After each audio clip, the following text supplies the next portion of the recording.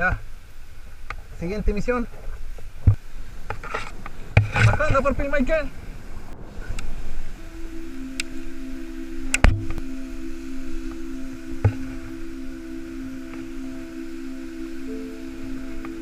¿Cómo estamos, Marqueño? ¡Sí!